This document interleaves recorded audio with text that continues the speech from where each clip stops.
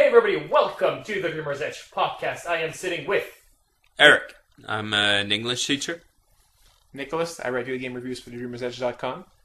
Francois. I'm a librarian, part-time writer, and I've actually written a piece or two on the Dreamer's Edge. Yay! Yay.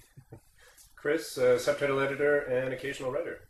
And I'm Dimitri, webmaster of thedreamersedge.com and movie critic. And this is part 2 of our talk of the best of the 80s. Now, for those of you who listened in the last episode, Chris, Nick, and I shared our top 4 movies of the decade. And now it's Frank and Eric's turn to share with us their top 3. We're just doing 3 this time. Okay. And We've been downgraded. Exactly. Frank, get us started with your picks.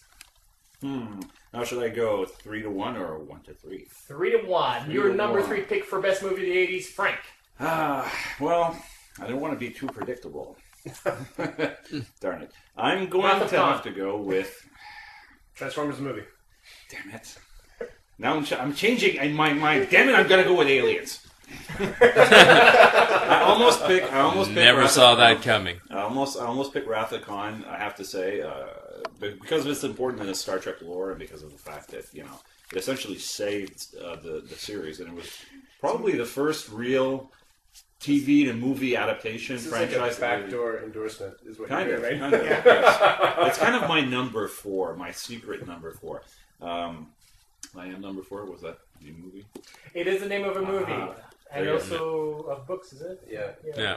Book Starring Chris Pettyford? Is that the same as James Pettyford, the guy who played Mark Anthony? Yeah, exactly. Okay, back on topic. Number 3, Aliens. Well, I have to say that's an interesting pick, I think. Because,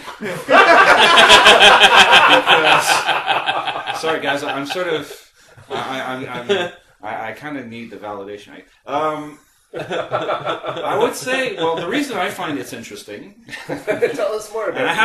I have to agree with Frank's choice, is that well, here we have the Ridley Scott classic that kind of pretty much redefined the sort of space horror film, and James Cameron's career. I'm fascinated by James Cameron. I love him as a director. I think that So does he. Yeah, pretty much. I mean, he does have a big ego, but I have to give him props. He does have a vision, and he is he has an almost Kubrick-esque approach to filmmaking. Ooh, that's a bold statement. Well, in the sense that he is obsessed with details. The thing about Aliens is that here we have James Cameron, who does a sequel to this movie, which a lot of people figure couldn't be improved upon, and I think Aliens is really a major achievement visually. It expands the Aliens universe so much more, and it really features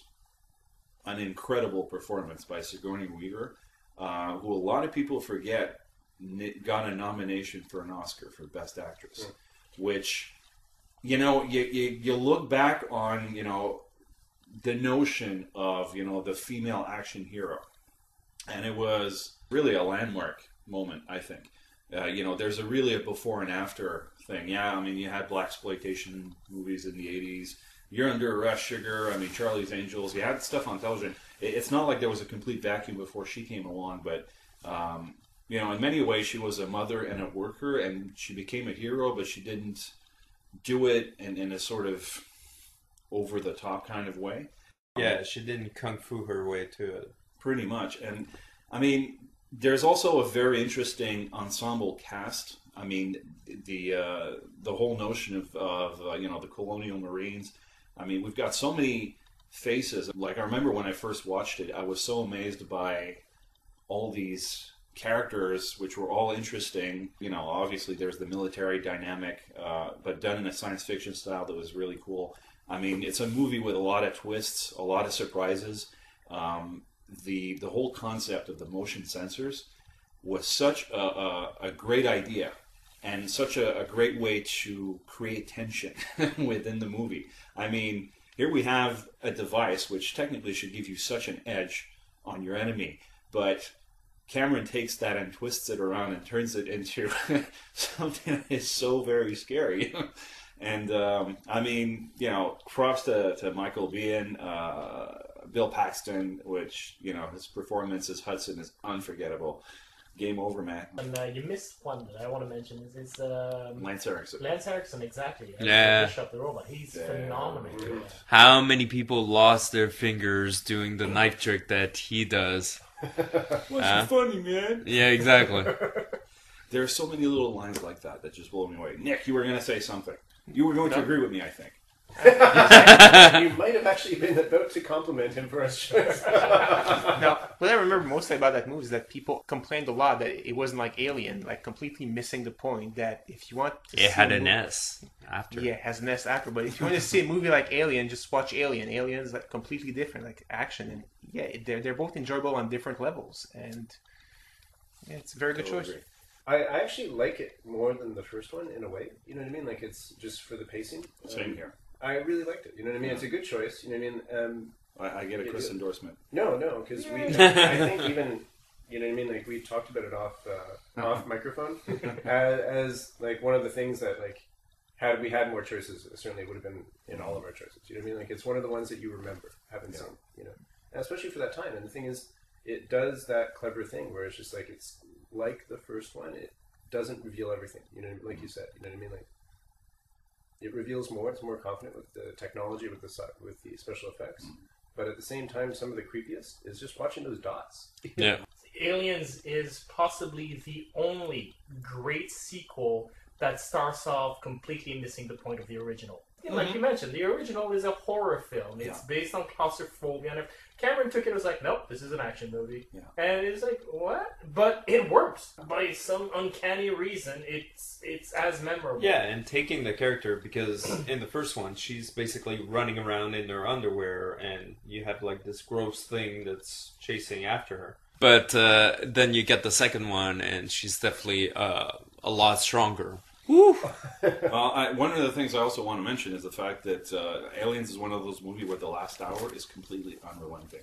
Yeah. It starts off with Mute sort of like falling down the air shaft, and then the movie does not stop. The only comparable experience that I recall offhand would be the end of Temple of Doom.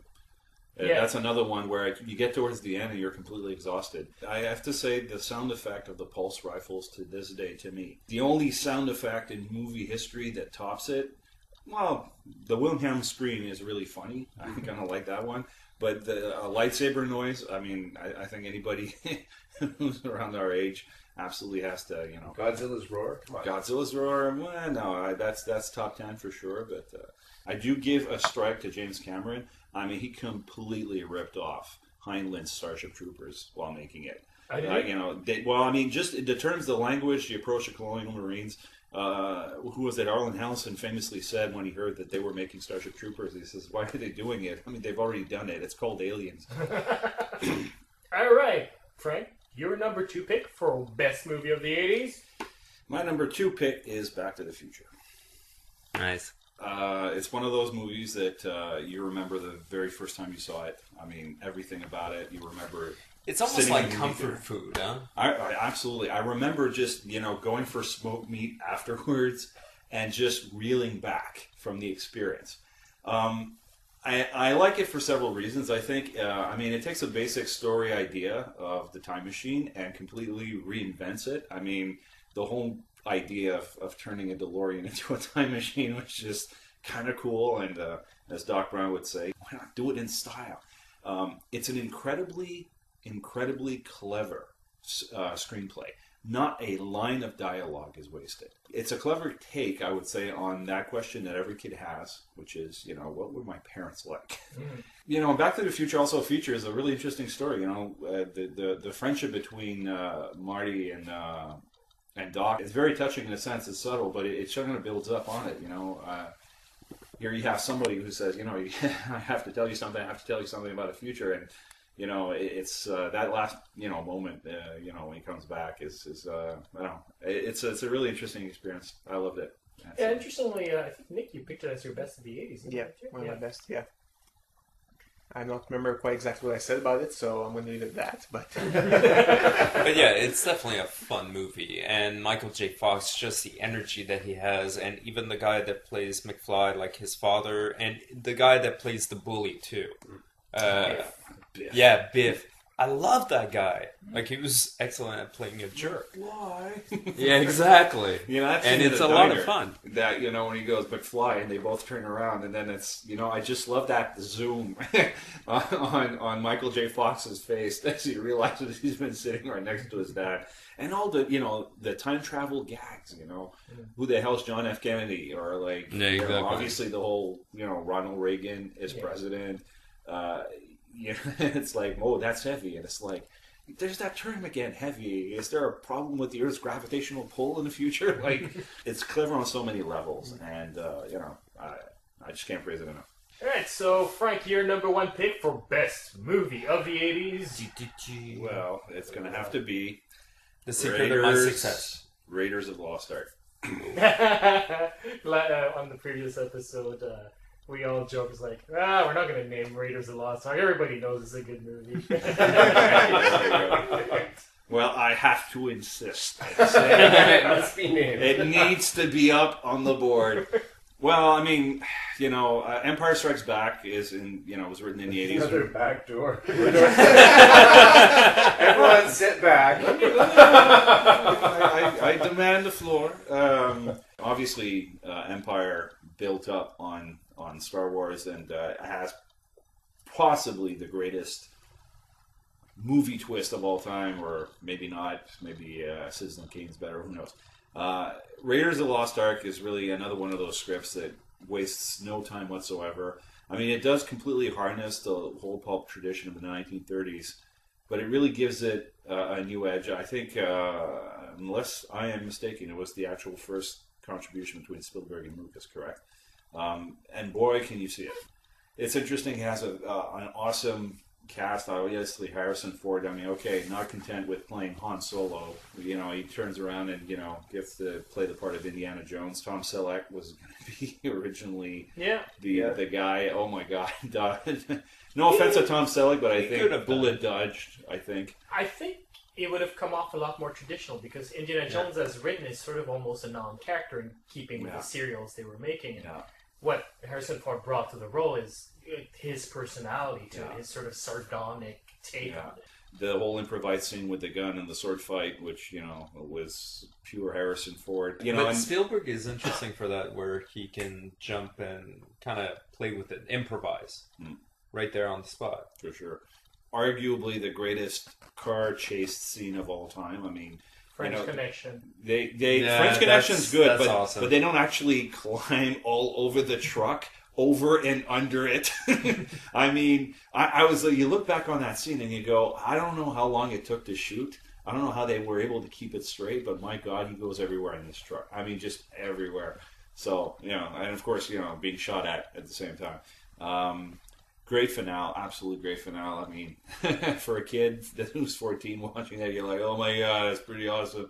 And a little scary, but yeah. True story, when I was a kid, I actually would close my eyes when it reached that scene, afraid that the Ark of the Covenant would melt my face. Well, I mean, it's at the time, obviously you watch it today and you see the special effects to a certain extent, which are a little dated, but it's just still such an awesome scene. I have to say, like yeah, it stays with you. I don't blame you for closing your eyes. So yeah, kids, don't go after the Ark. I think Indiana Jones, though, stands out interestingly for being an action movie that works undeniably, but when you stop and think about it, Indiana Jones achieves nothing. If he had not been in that plot, the exact same thing would have happened. The Germans would have gotten the Ark of the Covenant, they would have opened it, they would have melted, somebody would have picked it up. He is utterly useless to the story.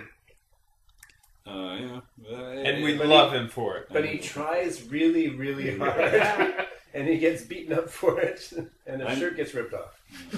And he can hold his breath really, really long underwater. You're, of course, referring to the fact that Indy hangs onto the periscope of a submarine that goes all the way from somewhere in the north of Africa all the way to... Some island somewhere. And there have been all kinds of sites dedicated to that quote-unquote plot hole. They will point out that at that time, submarines did not submerge unless they were entering enemy territory. Yeah, that's so They were U-boats, so Yeah. they were not.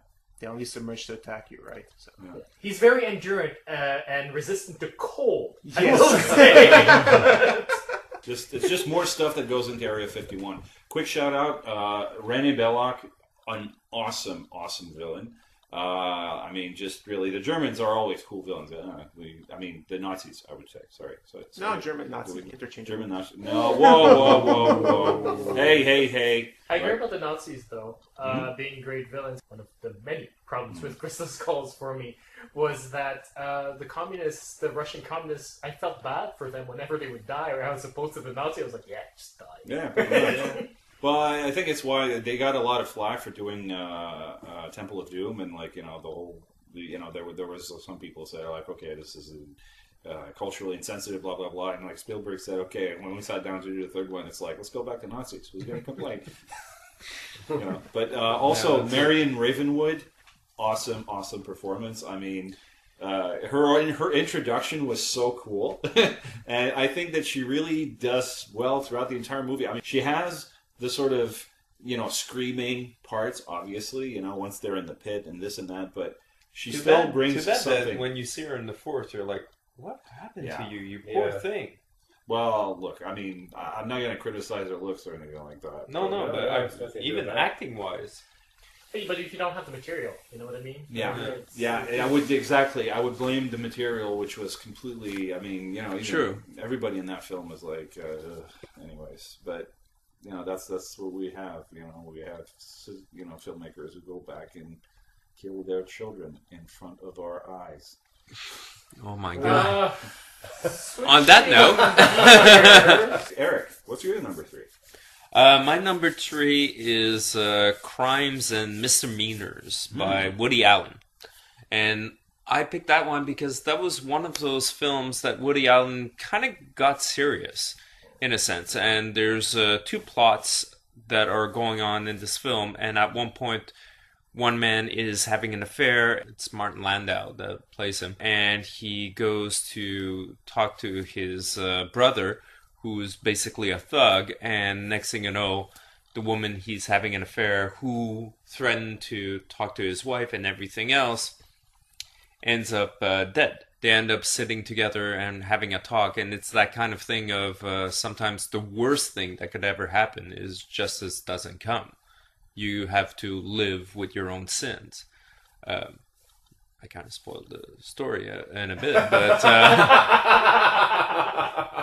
but for me, it was one of those things where Woody Allen kind of moved into a different part as far as his films were concerned. It wasn't like Take the Money and Run, where it was a bunch of gags. All of a sudden, he started to do like comedy and very dramatic also at the same time. And I thought, when it came ahead to that conversation, I thought that was so poignant and quite fascinating. I'd love to see a chart kind of like tracking Woody Allen's films on a continuum in a way, because certainly he starts with, Bananas and Sleeper and all these things that are really like, goofball, comedies is what it comes down to. Goofy, but they still had a certain flair. But then you start hitting, the Manhattans, the Annie Halls, and something like Crime and Misdemeanors, and it's true. You know what I mean? Like he starts going into this like a little bit more like mature, and he's not even middle aged yet. You know what I mean? But he's starting to kind of approach film in a different way. I'm more in tune with Woody Allen's later period, although I love Bananas. Zelig was hilarious. What's Up, Tiger Lily for sure. Oh my God, yeah. I think to me it's with John Cusack, the playwright. Bullets Over Broadway. I love that one. I arguably, but to me it boils down to that and. I think that's the one that kind of brought him back for a lot of people in our generation. Yeah. You know what I mean? Like when that one, and where he kind of wasn't on the screen. Yeah. You proved that he's like, for us anyway, that he's like, oh, here's a good filmmaker. Yeah. My point being though is like when you watch his stuff, it's almost like watching a little mini course on like film history in terms of genres, styles, things he's trying to do, and watching him mature. The thing is sometimes they're going to be real misses. Yeah. We've talked about that before, but this one, great film. Yeah. Yeah.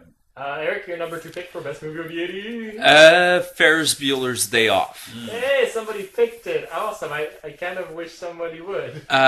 This is one of my all-time favorite movies just because when I was a kid, I absolutely loved it. Maybe because, I was kind of dorky, and then you see Ferris Bueller, who has all the confidence in the world, and he's constantly, not scheming, but he just maneuvers his way into whatever. He can talk himself out of anything. And it's just a lot of fun seeing that film. Matthew Broderick, well, after the whole car accident, kind of became nerdy and weird. But he never got back that kind of swag that he had in Ferris Bueller. Yeah, and that one he really embodied. He was the smartest person in the room.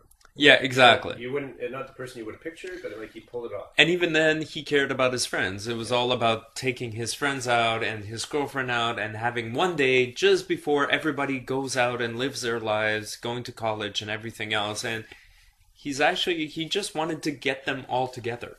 Well, yeah, he's sort of the mythical best friend everyone wants to have at that age. Yeah, exactly. And incredibly popular, everybody loves him and everything else. And that was one thing that I loved about that film, the energy. And at the same time, really kick-ass lines that still make me laugh. John Hughes, to me, I'd say it's a really difficult pick between Breakfast Club and Ferris Bueller's. Yeah, true. As my all best for him. But I absolutely agree 100%. Another movie that I remember going to see, Breaking of the Fourth Wall, is sublime. That final scene where, of course, you're sitting in a theater and he goes and he says, "You're still here?" One of those rare movies that actually has you laughing during and after the credits. But a lot of energy. The whole twist and shout scene. It's really one of those movies, oddly enough, that I remember a lot of adults loving as much as we did, which is kind of interesting. Sometimes you'll have a certain type of audience prefers it, but this one seems to really. Well, I think it was because it was entertainment, right? Really, it was obviously this guy doesn't exist. There's no way that you would have somebody that cool and sort of that popular. Well, I'm working on it. What's interesting, actually, is that it's not just a comedy, too. There's a lot of drama in it, and it's very good. I love the museum scene. When I actually visited the Chicago Art Institute, I was like, okay, this is my Ferris Bueller thing. I did stand in front of that painting and look at the little girl. I wasn't wearing a jersey for the Red Wings, though. But I want to get Nick's opinion because I know you hate the movie, and I'm sort of interested in getting your take. To me, you explained it to me about he's not really a person. He's like something else. He's a force of nature, whatever. I just saw him as a kid who didn't want to go to school, and You wanted to go to school, so he was a loser. I understood. I understand school has its purpose. It's useful. We all got where we are by going to school. So it's already I hate the character. So it's okay, you already lost me at the beginning there. Go to school and it's useful. Get a real job. You hear us, kids? The principal was right. Yeah. But the actor was also arrested later on for possession of. I'm a teacher, but I didn't want to go to school when I was young. Who does? So Nick, have you not been listening? Yeah, exactly. I understood the purpose of school. I hated it's subjects in school that wasted my time, like gym or stuff like that. I was I'm not learning anything here. This is stupid, On that note. So my number one 80s film is a film that really brought the Coen brothers on the map. Blood Simple. Oh. I love the genre itself, detective fiction, and this one is really interesting, visually stunning, and even the plot, the stories, I love it. And even the shady kind of detective that's all dressed in white that keeps following them. Not exactly an actor you would expect, but turns out he's actually kind of creepy, and it works. It works. It's just a movie that really works. And still one of my favorites. Yeah. No, they've got a way of casting in such a way that you've got these characters you don't necessarily consider threatening who suddenly become threatening for whatever reason. And you end up buying it, and it becomes more real as a result because it's true. It just takes someone to kind of push you, and we're all so civilized. I'm not going to maybe push them back. And you've got this person who kind of gets you on the defensive, and it just keeps coming and coming and coming. And it's just like, and the detective is kind of like that. It's just like he's sweaty and gross, and he's just there, and he's just stepping on the wrong side of like civility. Yeah, exactly. And simply like that was really one of the films that I kind of went back after discovering the Coen brothers, and when I saw it, I was like, okay. Now I understand why people made a big deal out of these two. And to this day, I still find them like really, really interesting as filmmakers. Not too keen on their comedies, but they have a very esoteric sense of humor. Yeah, I get the jokes. It's just sometimes I don't really laugh. Well, that's the thing. I get everybody can get the joke because they're talented filmmakers. It's just not everybody will find that funny. Yeah, exactly.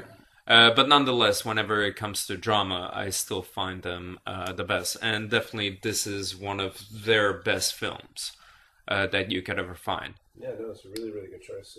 It's a little bit difficult to kind of track down. Yes, it is.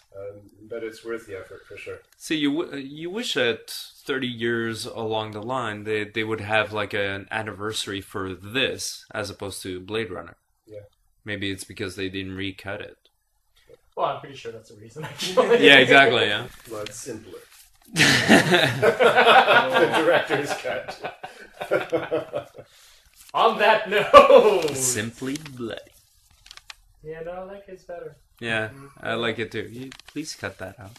No! That's it. That's all our picks for the 80s. If you want to write us, share your best of the 80s, you can write us at mail@thedreamersedge.com or post a comment at thedreamersedge.com. Just click on the episode name. We're also on Facebook, we're also on Twitter, we're also on iTunes.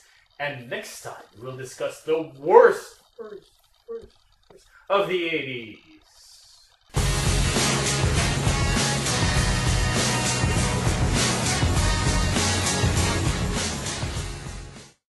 Redefined the sort of space horror film. And James Cameron's career, I'm fascinated by James Cameron. I love him as a director. I think that... so does he. Yeah, pretty much. I mean, he does have a big ego, but I have to give him props. He does have a vision, and he is... he has an almost Kubrick-esque approach to filmmaking. Ooh, that's a bold statement. Well, in the sense that he is obsessed with details. The thing about Aliens is that here we have James Cameron who does a sequel to this movie, which a lot of people figure couldn't be improved upon. And I think Aliens is really a major achievement visually. It expands the Aliens universe so much more, and it really features an incredible performance by Sigourney Weaver, who a lot of people forget got a nomination for an Oscar for Best Actress, which, you look back on, the notion of, the female action hero, and it was really a landmark moment, I think. There's really a before and after thing. Yeah, I mean, you had blaxploitation movies in the 80s. You're Under Arrest, Sugar, I mean, Charlie's Angels. You had stuff on television. It's not like there was a complete vacuum before she came along, but, in many ways she was a mother and a worker, and she became a hero, but she didn't do it in a sort of over-the-top kind of way. Yeah, she didn't kung fu her way to it. Pretty much. And, I mean, there's also a very interesting ensemble cast.